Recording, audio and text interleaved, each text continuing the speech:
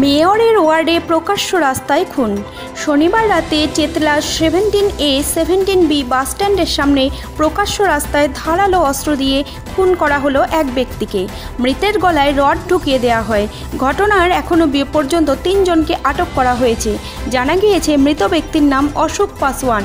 শনিবার রাত 11:30 নাগাদ বাসস্ট্যান্ডের কাছে বন্ধুদের সঙ্গে বসেছিলেন তিনি। তারপর হঠাৎ বচসা শুরু হয়। আচমকা একজন ওই ব্যক্তির গলায় রড ঢুকিয়ে দেন বলে অভিযোগ।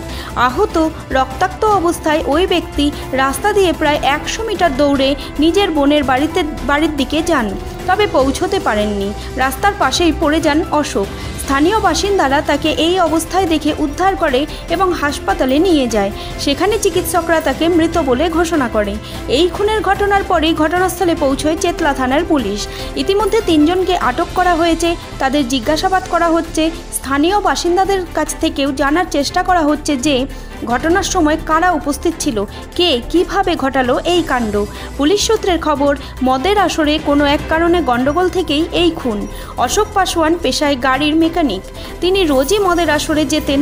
আটক ব্যক্তিরাও তার পরিচিত। এদিকে চেতলার যে জায়গাটায় খুন হয়েছে তা মেয়র ফিরহাদ হাকিমের নিজের ওয়ার্ড। বিভিন্ন অনুষ্ঠানে মেয়র এবং তার কন্যা প্রায় সময়ই সেখানে যান। স্থানীয় বাসিন্দাদের অভিযোগ, সন্ধ্যের পরই ওই বাস স্ট্যান্ডের আশেপাশে জুড়ে বসে মদের আসর। অনেক রাত পর্যন্ত অসামাজিক কাজ হয়। এর আগেও এই ধরনের ঘটনা ঘটেছে। একাধিকবার অভিযোগ করেও কোনো লাভ হয়নি। পুলিশের বিরুদ্ধে নিষ্ক্রিয়তার অভিযোগ এনেছেন স্থানীয় বাসিন্দারা। মল খাচ্ছিল। কোন জায়গায়?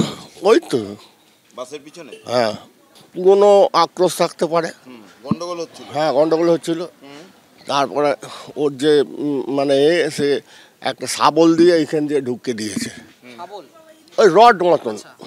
ওইটা বেরিয়ে গেছে এখান দিয়ে, বক করে মুখ দিয়ে রক্ত। পুলিশ এসে সঙ্গে সঙ্গে হসপিটালে দিয়েছে, কিন্তু হসপিটালে বাঁচাতে পারলো না।